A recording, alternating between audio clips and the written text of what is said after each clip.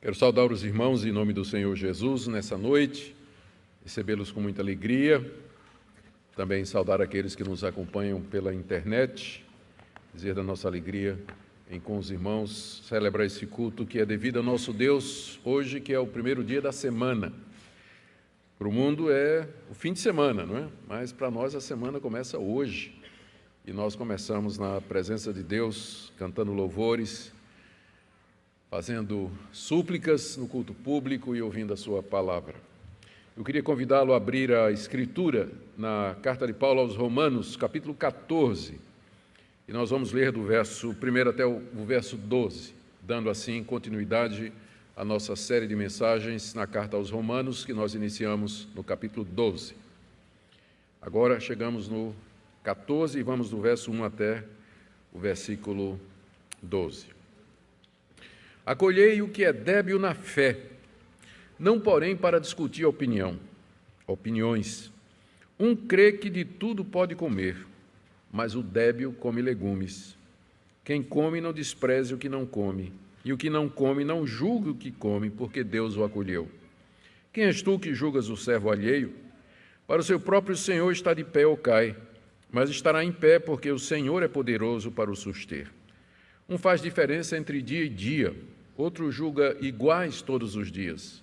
Cada um tem opinião bem definida em sua própria mente. Quem distingue entre dia e dia, para o Senhor o faz.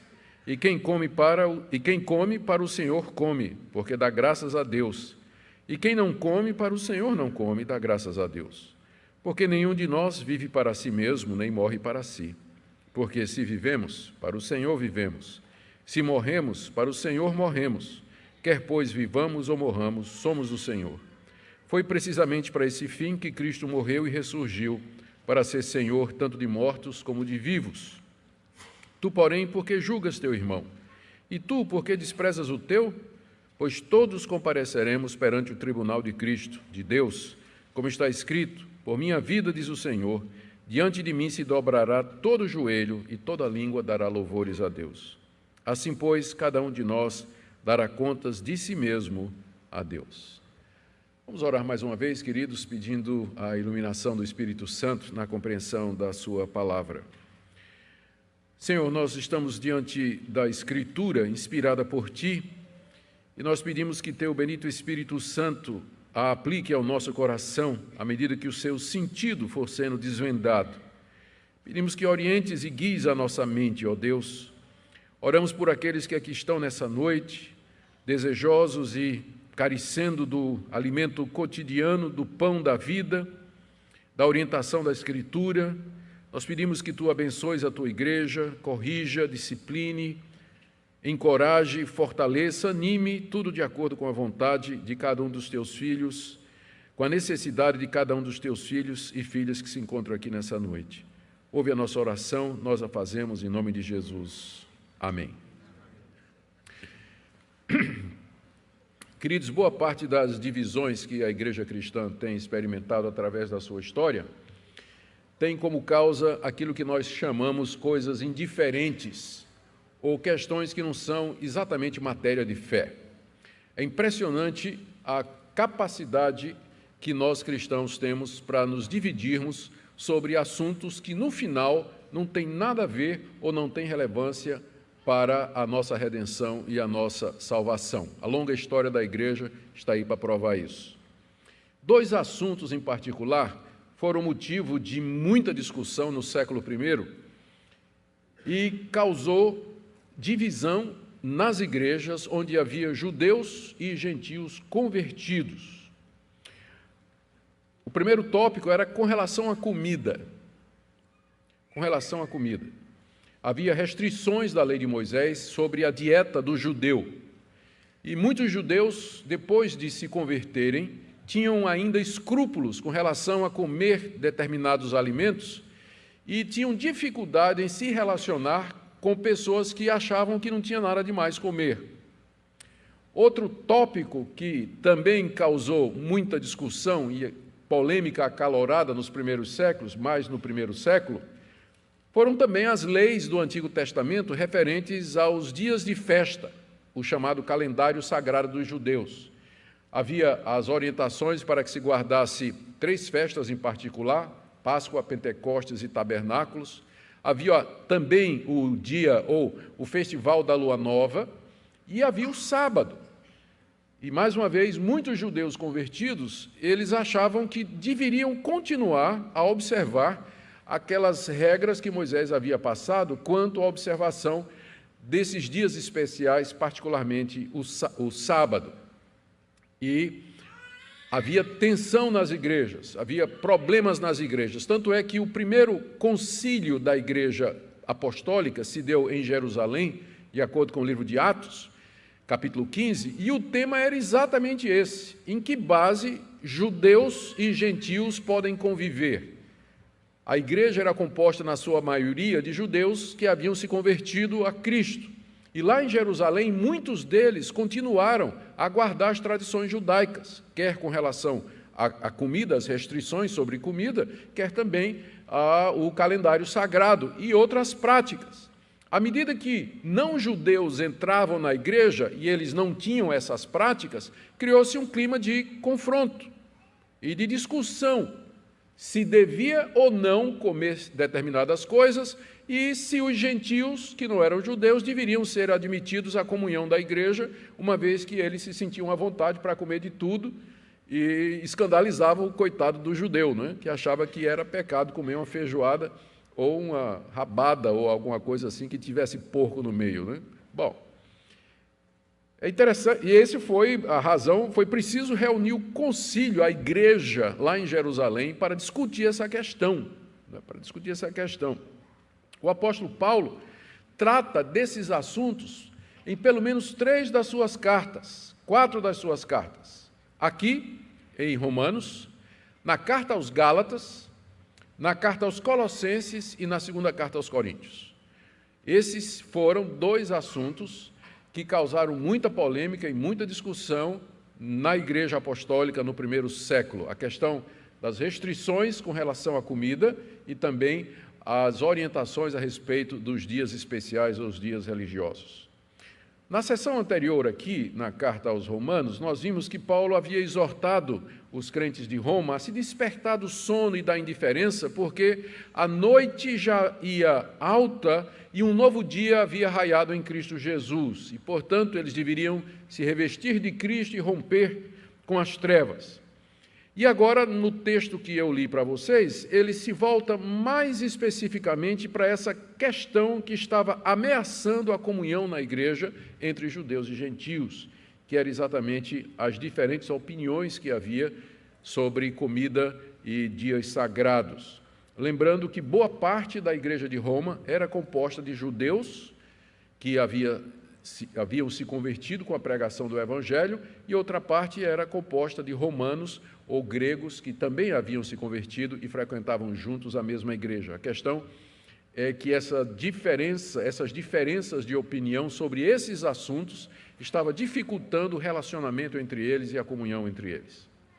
Paulo vai tratar desse assunto em todo o capítulo 14 e também no capítulo 15. Então, nas próximas mensagens a respeito, na sequência de Romanos, o tema vai ser esse. Paulo gasta 2 capítulos para resolver esse problema que naquela época, e para muita gente hoje, né, isso aí pode ser também um assunto que dá muita discussão.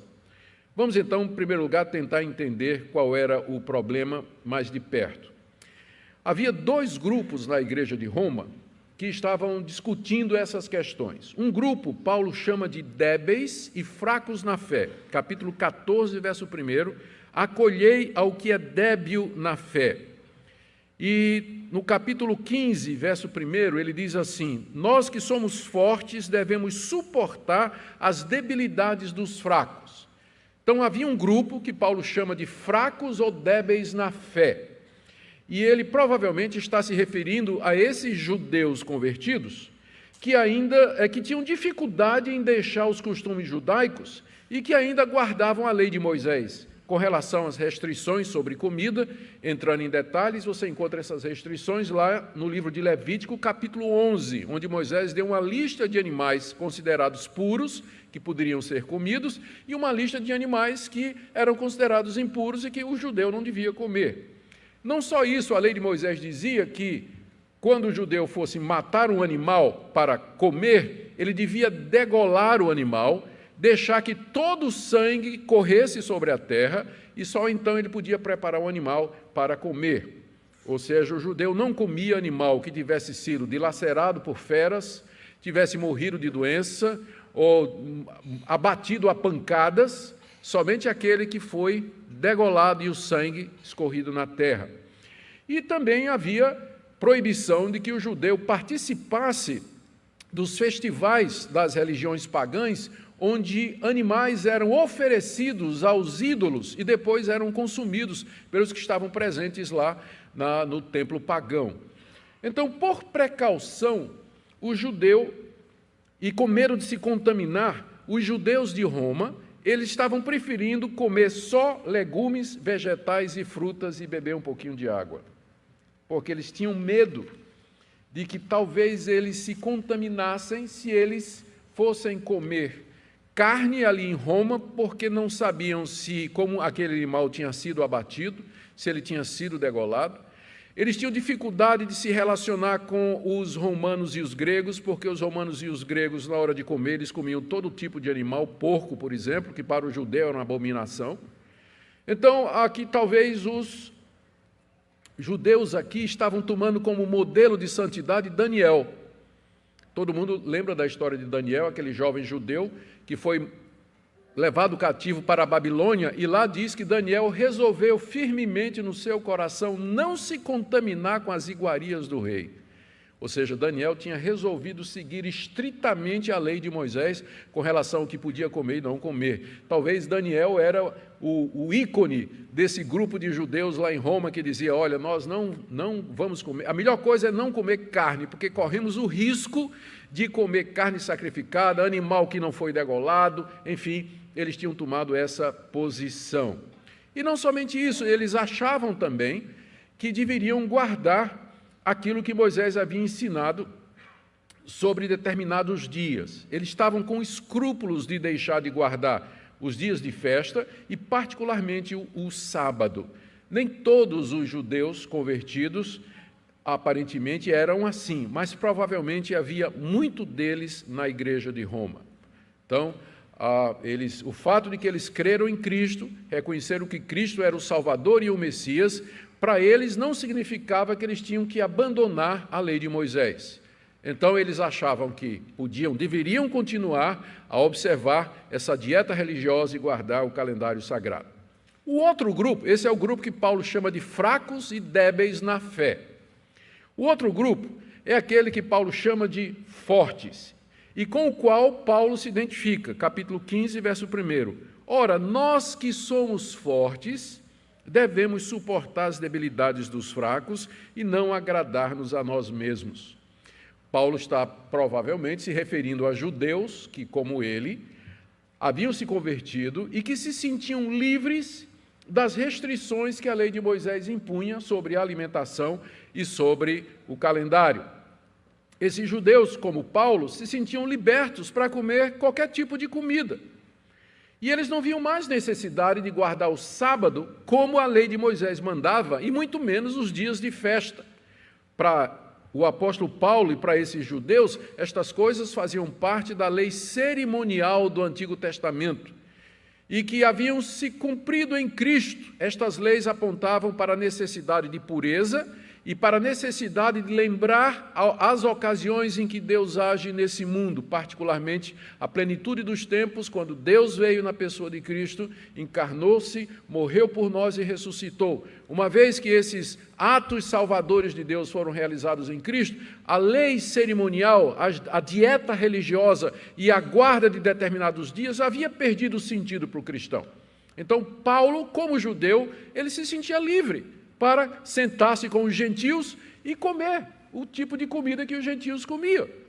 Paulo se sentia livre também para, quando estava com os judeus escrupulosos, ele participava das festas, ele evitava comer determinadas coisas. Então, Paulo se considera e chama aqueles que pensavam como ele de fortes, no sentido de que a sua fé era uma fé robusta, era uma fé forte o suficiente para fazê-los entender que a salvação deles, a redenção deles e a santificação não era baseada mais nestas coisas que eram características do Antigo Testamento, mas somente na obra completa e finalizada do Senhor Jesus Cristo. Paulo havia tomado então conhecimento de que esses dois grupos tinham essas diferentes opiniões lá na igreja de Roma e que, caracteristicamente, os fracos estavam julgando os fortes como se fossem libertinos. Isso é típico. O fraco, não é aquele que acha que não pode comer e que se tocar nisso é pecado, comer esse determinado tipo de comida vai estar se contaminando ou atentando a Deus. Ele tem a tendência de julgar aqueles que se sentem à vontade para comer todas estas coisas. E geralmente diz assim, esse cara é liberal, ele está comendo sangue, está comendo carne de porco, isso é um liberal, ele não tem cuidado, ele pode se contaminar. E, ao contrário, os fortes, que se sentiam à vontade para comer qualquer tipo de comida e tudo mais, eles olhavam para o fraco e diziam assim, isso é um legalista, não conhece a graça, a religião dele é feita de norminhas, de regrinhas, como se isso fosse salvá-lo. E os dois grupos ficavam, um condenando o outro, julgando o outro, e aí a comunhão da igreja estava ameaçada por essas questões que o apóstolo Paulo considera secundárias. Mas, como eu já disse, se você olhar a história da igreja, você vai ver que boa parte das divisões, fraturas que houve na comunhão da igreja, não foi em cima de coisas essenciais ou matéria de fé, mas, via de regra, nestas coisas secundárias sobre as quais os crentes gostam de discutir. Fico perguntando se eu fosse fazer uma enquete aqui nessa noite. Suponha que, saindo daqui, indo para casa, está morrendo de fome, chega ali numa encruzilhada, tem uma galinha preta, uma vela vermelha e uma garrafa de cachaça. Todo mundo sabe o que é aquilo, né? Você está com fome. E você olha para um lado, olha para o outro, não tem ninguém. E a galinha está lá, é uma galinha, né? Preta é verdade, mas é uma galinha, né? Acompanhada de uma vela vermelha. Pergunta, o crente pecaria se ele pegasse aquela galinha e comesse? Sim ou não? Se eu fosse fazer uma enquete aqui, eu tenho certeza que ia dividir. A situação hoje ficou mais fácil, porque em vez de galinha, o pessoal bota tablete de caldo quinó por causa da caristia, né? Está muito cara a galinha, o pessoal bota. Questão, época de São João, balinha de Cosme e Damião. Pode ou não pode?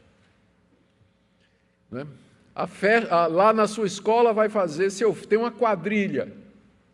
A escola vai fazer uma quadrilha e seu filho estuda lá. Como é que vai ser? Pode ou não pode?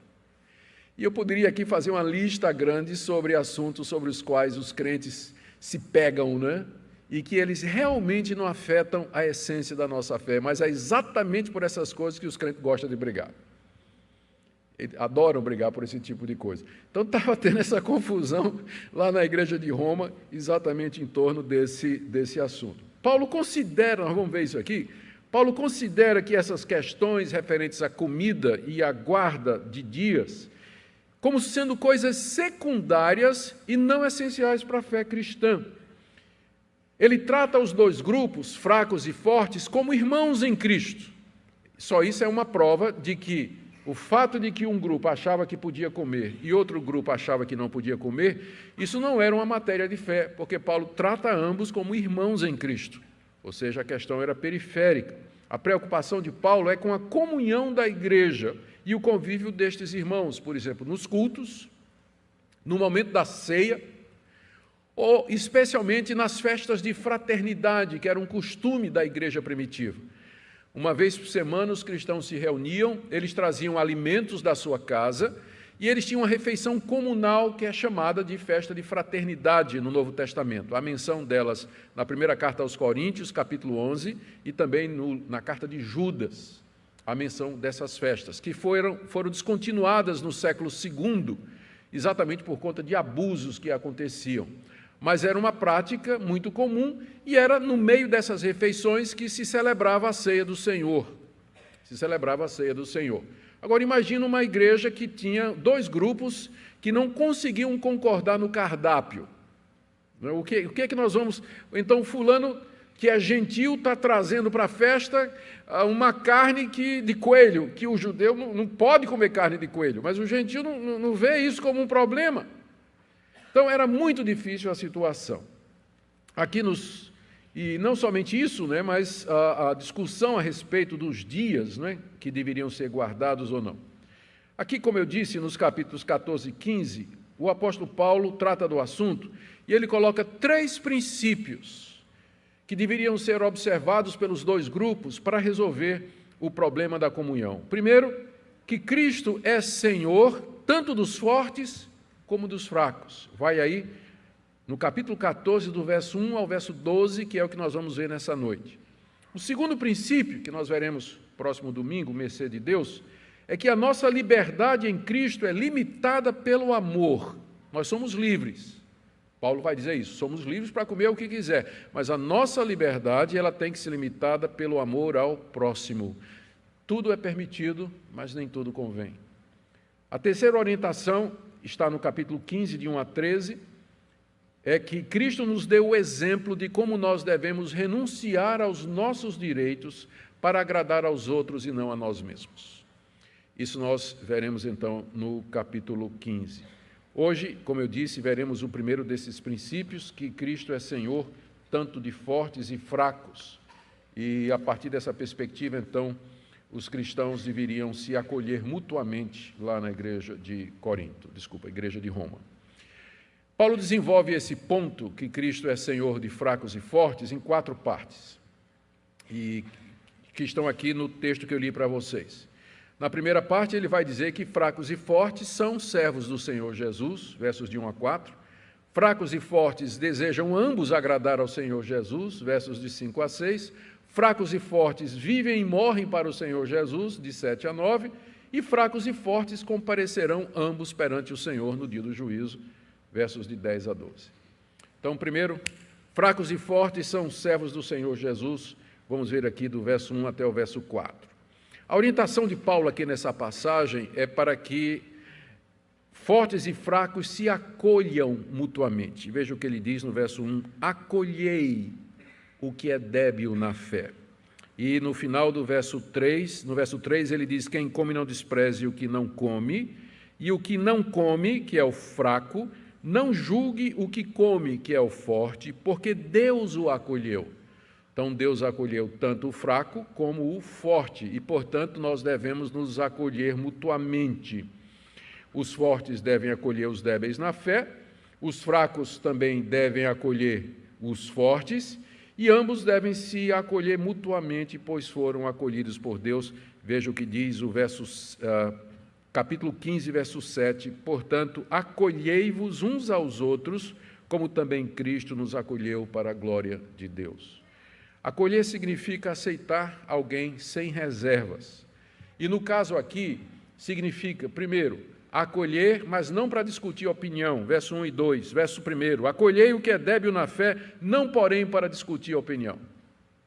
Porque todo mundo tem uma opinião, verso 2. Um crê que de tudo pode comer, mas o débil come legumes.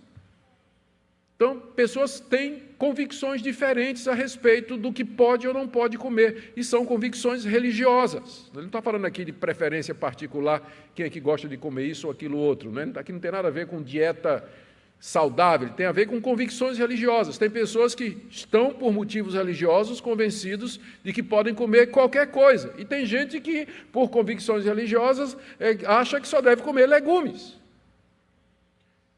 O que nós devemos fazer, diz o apóstolo Paulo, é nos acolher mutuamente, mas não para discutir esse tipo de coisa. É uma coisa que fica na consciência de cada um. É uma questão de liberdade cristã entre a pessoa e Deus. Não deve ser motivo de discussão, porque não é uma matéria de fé, não é matéria que pertence à essência da fé. Os fracos achavam que, no mínimo, era arriscado comer carne em Roma, e que era falta de cuidado espiritual. Já os fortes não viam risco nenhum e achavam que isso fazia parte da liberdade em Cristo, poder comer qualquer tipo de alimento. E aí havia discussão entre eles, disputas, arengas. Todo mundo tinha sua própria opinião. Verso 2. Paulo queria que eles parassem de se criticar e se julgar mutuamente e que se acolhessem e que vivessem em paz uns com os outros, apesar da diferença de opinião. O que nos ensina que dentro do cristianismo há áreas em que os cristãos podem discordar e continuar cristãos, irmãos e amigos. Eu vou tratar disso mais quando chegar na parte final de aplicação. Acolher incluía não somente não discutir as opiniões, verso 2, mas incluía também não desprezar e não julgar o irmão. Veja aí o que diz o verso 3. Quem come, não despreze o que não come, e o que não come, não julgue o que come, porque Deus o acolheu. A tendência dos fortes era desprezar os fracos. O forte dizia assim: rapaz, essa galinha cabidela é uma delícia, né? Esse legalista aí que não come galinha cabidela, está aí comendo cenoura, né? É muito fraco, né? Ele não entendeu o evangelho e tudo mais. Então, a tendência do forte, né, que se sente liberto, é exatamente julgar e exatamente desprezar o irmão fraco. E a tendência dos fracos, por outro lado, é julgar os fortes. Olha, o cara comendo sangue, está dizendo na Bíblia que não pode. O cara está comendo carne de porco. Quando, no povo de Deus, antigamente, era proibido comer carne de porco, e o cara está aí comendo. Então, esse é um liberal, é um libertino, não leva a sério a vida espiritual, está arriscando aí, sei lá, ser contaminado com algum espírito maligno que vem através dessas coisas proibidas. Essa era a tendência dos fracos, né, julgar os fortes. Paulo recomenda que eles se acolham baseado no fato, e aqui é o meu ponto, de que Jesus é Senhor dos fracos e dos fortes. Veja o que ele diz no verso 4. Quem és tu que julgas o servo alheio? Os outros não são seus empregados, não estão abaixo de você para que você passe um julgamento sobre eles. Para o seu próprio Senhor, que é Jesus, ele está em pé ou cai, ou seja, quem vai dizer se ele vai ficar em pé ou cai, não é você, mas o Senhor dele, que é Jesus. E no final do verso 4, porque o Senhor é poderoso para o suster. O Senhor Jesus, ele é poderoso para segurar o fraco e segurar o forte, mantê-los na fé, ainda que com diversidade de opinião nessas questões secundárias. Então, quem somos nós, quem é você para julgar o servo de outro? Para o Senhor Jesus é que ele vai ficar em pé ou vai cair.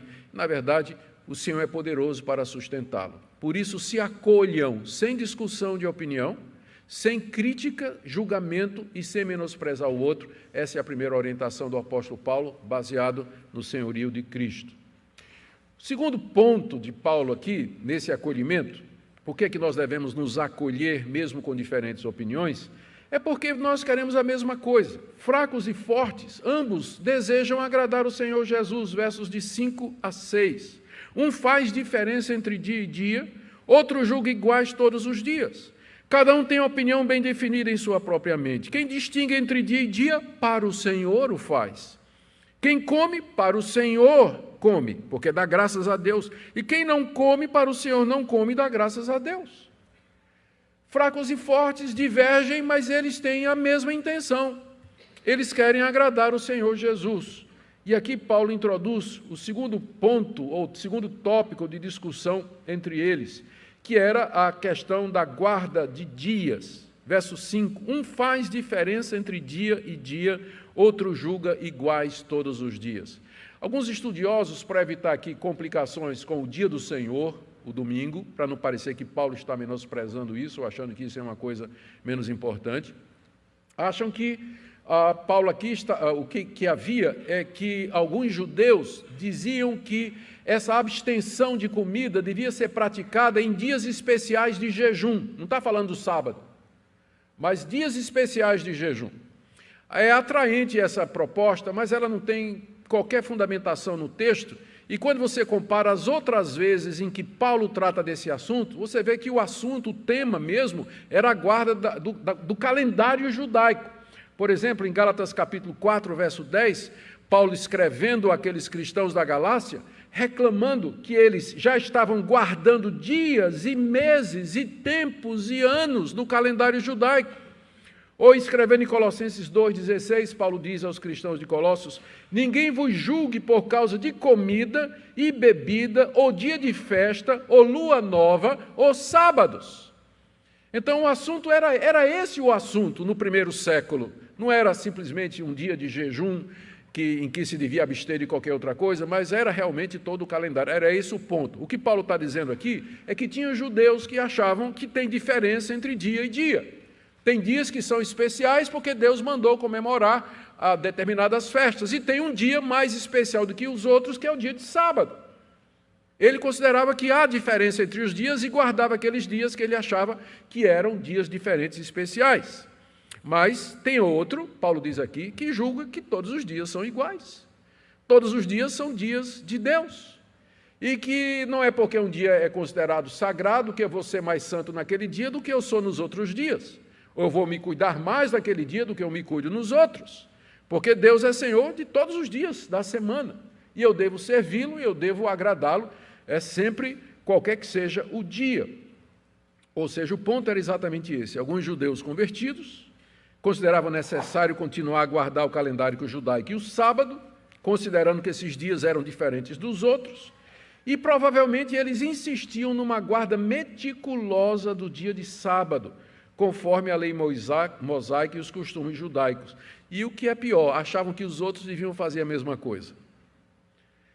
Porque quando a gente tem uma opinião sobre essas coisas secundárias, e a gente pratica aquilo que a gente acredita, mas dá aos outros liberdade para divergir, já que não se trata de matéria de fé, está resolvido o problema.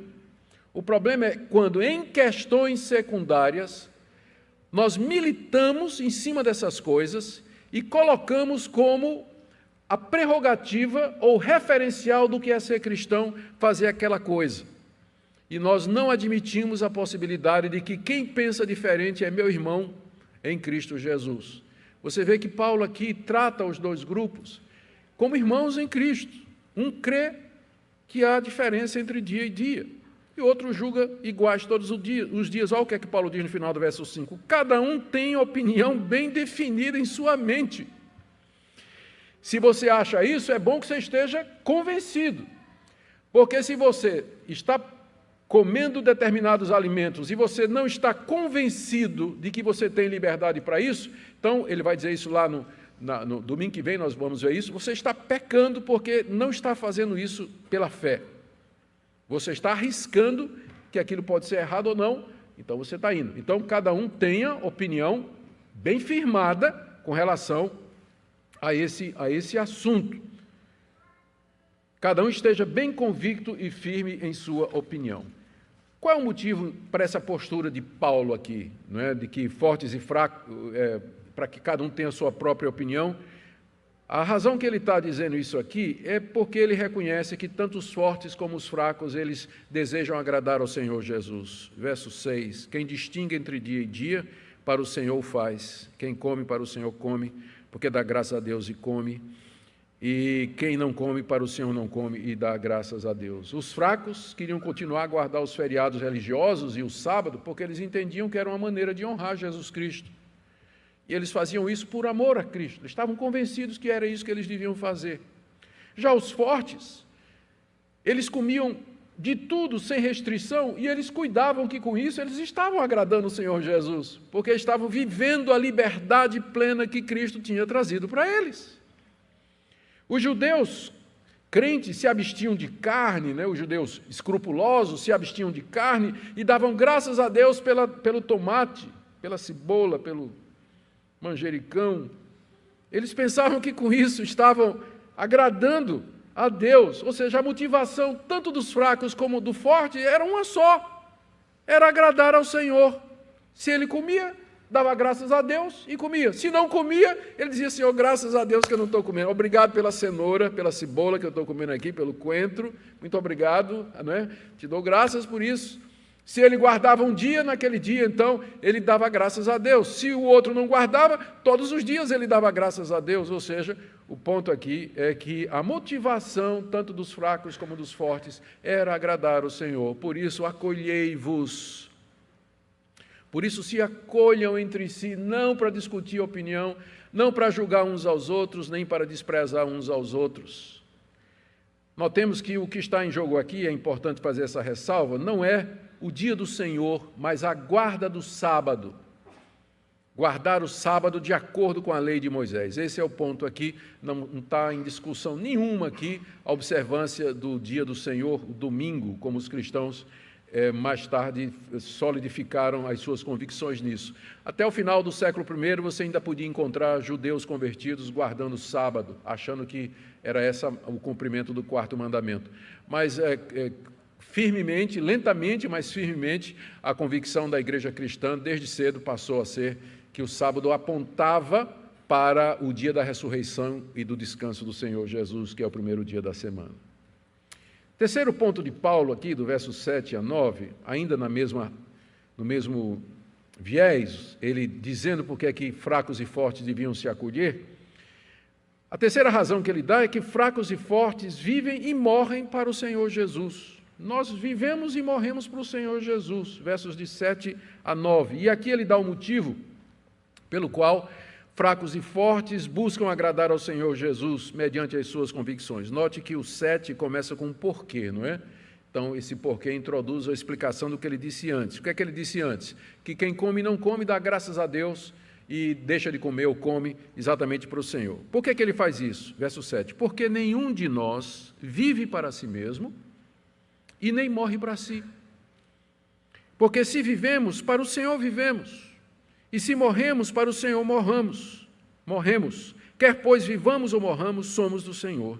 Foi precisamente para esse fim que Cristo morreu e ressurgiu, para ser Senhor tanto de mortos como de vivos. A razão pela qual nós queremos agradar o Senhor Jesus, quer comendo, quer bebendo, fazendo qualquer outra coisa, é porque Ele morreu e ressuscitou para ser o Senhor dos mortos e dos vivos, daqueles que já morreram e daqueles que ainda estão vivos. Ou seja, para ser Senhor de todos, sem deixar absolutamente ninguém de fora. São dois pontos, então. Primeiro, vivemos e morremos para o Senhor Jesus. Nem fortes, nem fracos, eles vivem para si. A razão da vida, da nossa vida, é o Senhor Jesus, honrá-lo, agradá-lo. Quem é fraco tem esse objetivo, o fraco na fé. Ele tem esse objetivo, agradar o Senhor Jesus na vida e na morte. E o forte também tem esse objetivo, agradar o Senhor Jesus na vida e na morte. Nem fortes nem fracos morrem para si, porque mesmo na morte eles pertencem ao Senhor Jesus, como Paulo diz aí no verso 8. E o segundo ponto dele aqui, dentro dessa parte, é que Jesus é Senhor, tanto de mortos como de vivos, e essa foi a razão pela qual Ele ressuscitou, Ele morreu primeiro na cruz e Ele ressuscitou de entre os mortos. Significa que todos os seres humanos de todas as épocas estão debaixo do seu senhorio, domínio, e que um dia Cristo haverá de julgar a todos no dia do juízo. É por esse motivo que fortes e fracos buscam honrar e agradar o Senhor Jesus naquilo que acreditam e praticam, pois nós nem vivemos e nem morremos para nós mesmos, mas para o Senhor Jesus. Portanto, esse é nosso alvo na vida e na morte. Talvez aqui já tenha ficado claro que essas categorias, fracos e fortes, elas não são exatamente categorias espirituais. Ao chamar aqueles cristãos de fracos, Paulo não está negando que eles tinham fé e não está negando que eles eram crentes no Senhor Jesus Cristo e tinham conhecido a graça de Deus. Mas Paulo os chama de fracos porque o conhecimento e a fé que eles tinham não havia ainda amadurecido o suficiente para perceber que estas coisas são indiferentes. Elas não fazem parte e não são essenciais para a vida cristã. E talvez a fraqueza aqui era a sensibilidade para se escandalizar quando via pessoas fazendo isso. É nesse sentido que eles eram fracos, porque eles não conseguiam ver um outro irmão fazendo aquilo. Quando ele chegasse na casa de um irmão que estava comendo um porquinho assado, ele ficaria escandalizado. Ele viraria as costas e ia embora, ainda batia a porta com força atrás, dizendo, eu não entro mais na casa desse irmão, o irmão está em pecado, está comendo um leitão, está em pecado. virava as costas e ia embora. Então, ele era fraco, ele não aguentava ver pessoas divergirem dele naquela situação. Os outros são chamados de fortes, não é porque eles fossem mais espirituais, mas é porque a consciência deles já tinha resolvido essa questão e eles podiam comer sem culpa aquele tipo de alimento. Eles se sentiam livres para desfrutar de todas as coisas boas que Deus havia criado em termos de alimentação. Mesma coisa referência aos dias. Então, fraco e forte não é uma categoria que tem a ver com a questão da salvação, mas de amadurecimento espiritual, talvez, né, nós podíamos colocar assim, de amadurecimento e crescimento na fé. Bom, a conclusão agora, do verso 10 a 12, é o quarto ponto do apóstolo Paulo, é que fracos e fortes vão comparecer perante o Senhor. Vão comparecer. Essa última parte é uma exortação de Paulo aos fracos e fortes, com base no senhorio universal de Jesus. Olha o que ele diz ao fraco, no verso 10. Tu, porém, porque julgas teu irmão? Está se referindo aos fracos. Por que você está julgando o seu irmão forte, achando que ele está condenado, que ele é um libertino, que ele é um descuidado, simplesmente porque ele se sente à vontade para comer alguma coisa e você não? Por que você faz isso? E no mesmo verso 10, ele diz ao forte, e tu, por que desprezas o teu irmão? Era isso que aqueles irmãos que se sentiam livres, era isso que eles faziam com o irmão fraco. Qual é a razão pela qual nenhum dos dois grupos poderia julgar ao outro? Está no verso 10. Pois todos compareceremos perante o tribunal de Deus, como está escrito, por minha vida, diz o Senhor, diante de mim se dobrará todo joelho e toda língua dará louvores a Deus. Ou seja, o juiz é Deus e não é você. Quem um dia estará no tribunal diante do qual todo joelho se dobrará é o Senhor Jesus Cristo e não você. E essa é uma verdade que já está no Antigo Testamento, diz o apóstolo Paulo, citando aqui Isaías 45, 23, quando, através do profeta, Deus diz que um dia todos se ajoelharão diante dele, reconhecendo que ele é o único Deus e darão glória e louvores somente a Deus. Paulo cita essa passagem para provar o que ele está dizendo. Que quem julga, quem condena, quem aprova é o Senhor Jesus. Foi por isso que ele ressuscitou dos mortos, o Pai entregou a ele todo o juízo. Então, quem é você que julga o seu irmão?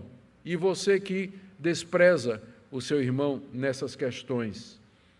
Fazer isso, julgar o irmão, é primeiro tomar o lugar de Cristo, que é o juiz, e segundo é antecipar o julgamento dessa pessoa aqui nesse mundo. Ambas as coisas são contrárias à palavra de Deus. Conclusão de Paulo no verso 12. Assim, pois, cada um de nós dará conta de si mesmo, não do outro.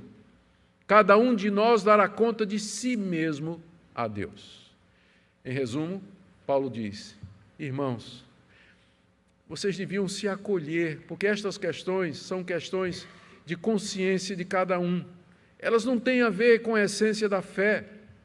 Então, se acolham, não para discutir opinião, não para entrar em debates, às vezes acirrados e acalorados, crentes que brigam, deixam de falar com os outros a respeito desses assuntos. E parem de se julgar e de desprezar o seu irmão, porque há um juiz, há um Senhor que é sobre tudo e todos, a quem nós haveremos de prestar contas e a quem todos nós procuramos agradar e servir aqui nesse mundo, porque nenhum de nós morre para si, nenhum de nós vive para si e nenhum de nós morre para si. O que é que nós podemos aprender aqui, queridos? Eu vou tentar resumir em três pontos principais. O primeiro, esse texto ele nos ensina, logo de saída, que existem assuntos dentro do cristianismo que não são matéria de fé, que são questões secundárias e sobre as quais os cristãos divergem. Por que eles divergem? Às vezes o passado da pessoa, as suas experiências, a sua maneira de ver o mundo, a maneira como foi criada, o pano de fundo religioso. Há uma série de circunstâncias que influenciam a maneira como as pessoas fazem interpretações e como elas apercebem-se da realidade. Por isso, os cristãos divergem em determinados assuntos.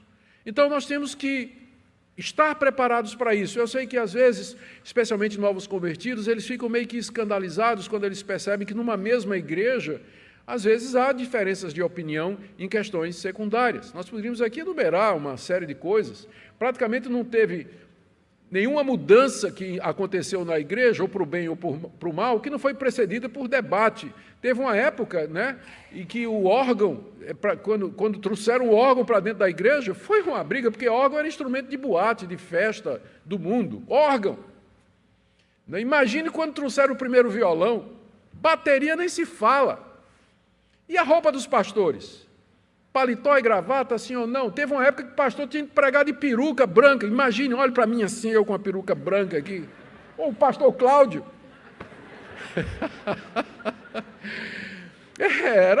Se viesse sem peruca, não pregava não.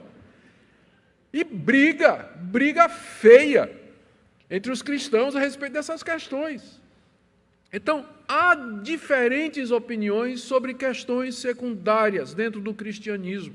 Nós precisamos saber disso e nós precisamos aprender a conviver com irmãos e acolher os nossos irmãos em Cristo, não para discutir opinião e não para julgar ou condenar, se essas matérias elas são matéria de liberdade cristã e de consciência e não tem nada a ver com as grandes doutrinas do Evangelho. Segundo ponto aqui, que eu creio que esse texto quer nos ensinar, é que o relacionamento daqueles que pensam diferente nesses assuntos indiferentes, o relacionamento tem que ser guiado pela consciência de que Jesus Cristo é o nosso Senhor. É a Ele que nós queremos agradar. É para Ele que nós comemos ou deixamos de comer. É para Ele que nós vivemos e é para Ele que nós haveremos de morrer. E é diante dEle que nós haveremos de prestar contas dos nossos atos e é diante dEle que nós estamos de pé ou caímos. A consciência do senhorio de Jesus nos unifica debaixo do seu trono, nos coloca juntos, unidos, debaixo da consciência do seu domínio sobre tudo e todos. Se nós focarmos no Senhor Jesus, nós poderemos conviver com as nossas diferenças. A terceira lição que eu queria tirar aqui nessa noite é que a atitude prática nessas áreas que Paulo recomenda para a igreja é do acolhimento sem reservas, sem discussão, sem desprezo ou julgamento. Isso não quer dizer que a gente não possa discutir sobre essas questões. Ainda hoje continua sendo motivo de debate para os cristãos a questão do sangue, sim ou não, pode ou não. Então, nada impede que a gente faça um fórum ou discussão, faça um grupo de debate, não no WhatsApp, né, que vai fechar rápido, mas qualquer outra maneira em que a gente possa sentar, escutar o outro, não é? Os argumentos do outro lado, tentar entender e, pelo menos, procurar compreender o pensamento do outro, mas podemos fazer isso sem pular no pescoço do irmão que pensa diferente, né, com uma peixeira de 14 polegadas. Eu quero terminar fazendo algumas aplicações, porque a primeira é para você que está aqui nessa noite e está com aquela pergunta que eu sei que a maioria está. Tudo bem, pastor, mas o que é essencial e o que é secundário? Quem define? Onde é que eu vou encontrar a lista de coisas que são secundárias e que são essenciais? Eu queria dar aqui algumas sugestões para vocês. O que seria essencial, então, e o que seria secundário? Essencial não tem discussão, não é? Não tem. O secundário é esse tipo de coisa aqui, que Paulo permite a discussão e a diversidade e pede, inclusive, que se acolham como irmãos, debaixo do senhorio de Cristo. Para nós, reformados, nós poderíamos começar, por exemplo, com os credos e confissões da igreja cristã histórica. Pega, por exemplo, o primeiro credo, que é aquele que está no Novo Testamento. Creio que Jesus Cristo é o Filho de Deus. Isso é essencial. Isso aqui não tem discussão. Se você não crê nisso, então você não é meu irmão. Então, está fora de cogitação isso aqui. Não está na mesa para ser discutido. Ou os itens do credo apostólico, que surge logo depois como sumário da fé ortodoxa no século II. Creio em Deus Pai, Todo-Poderoso, Criador dos céus e da terra, no seu Filho Jesus Cristo, que nasceu da Virgem Maria, Foi concebido por obra do Espírito Santo, nasceu da Virgem Maria, morreu pelos nossos pecados, ressuscitou ao terceiro dia, subiu ao céu, onde está sentado à direita de Deus, virá para julgar os vivos e mortos. Creio no Espírito Santo, creio no perdão de pecados, na Santa Igreja Universal, na ressurreição dos mortos, no juízo final e na vida eterna. Eu disse bem resumido isso aí, depois você veja a versão mais exata disso aí, mas já seria um bom resumo de coisas que não dá para discutir. Isso é fundamental para o cristianismo. À medida que a igreja foi crescendo e se complicando com outras coisas, a reforma protestante, por exemplo, trouxe os 5 solas. Sola Escritura, somente a Escritura é nossa base de fé e prática, somente Cristo é o Salvador, somente a fé nos salva, somente a graça nos concede isso e a glória é somente a Deus. Então não tem discussão, esses 5 itens. Isso aqui não é secundário. Ou você pode tomar também as grandes confissões de fé que foram escritas no período da Reforma e que resumem bem o que a cristandade histórica tem acreditado através dos séculos e que, com clareza, elas delineiam aquilo que é inegociável e que nós não vamos colocar na mesa da negociação. Ou, se você quer uma coisa mais recente, com o surgimento do liberalismo teológico, no final do século passado, os cristãos conservadores, eles elaboraram 5 pontos que resumiam o que eles consideravam fundamentais para que uma pessoa fosse considerada cristã. Primeiro, a crença na inspiração, infalibilidade e inerrância da Bíblia. Segundo, a divindade de Cristo. Terceiro, o nascimento virginal de Cristo e todos os milagres da Bíblia. Quarto, que ele morreu na cruz pelos nossos pecados. E quinto, que ele ressuscitou literalmente e fisicamente, que haverá de voltar. Então, esse é o tipo de coisa que não está em discussão. Você veja como é diferente sobre se eu posso comer carne de porco ou não. E outras questiúnculas que nós nos debatemos, e com frequência com relação ao culto. A Bíblia, ela traz princípios para o nosso culto, mas há circunstâncias do culto que não estão prescritas na Bíblia e que ficam à sabedoria da igreja fazer. Por exemplo, a Bíblia não diz que o culto tem que ser às 9 horas da manhã. Eu posso fazer às 10, posso fazer às 8, posso fazer às 4 da tarde. Não é verdade? A sabedoria manda que eu não faça às 5 da manhã, porque vai estar o pastor e a esposa. Quando muito. Né? A sabedoria manda que eu faça no horário que seja acessível para todas as pessoas, e assim por diante. Minha segunda palavra é para aqueles que estão aqui e que são militantes de causas indiferentes e secundárias. Há irmãos que elegem um assunto, um tópico que é secundário e fazem disso a razão da existência deles. E eles vivem numa cruzada de convencer os outros de que esse ponto secundário é essencial para a vida cristã. E aí entra em briga, discussão, faz publicação, vai para o Facebook, comenta, ataca isso, ataca aquilo, mas é uma verdadeira cruzada que é feita em cima de questões que não são essenciais. Se você é desse tipo, ouça meu apelo nessa noite. Meu apelo não, o apelo do apóstolo Paulo. Ouça o apelo do apóstolo Paulo em preservação da unidade, da harmonia e da comunhão da igreja. E, por último, para todos nós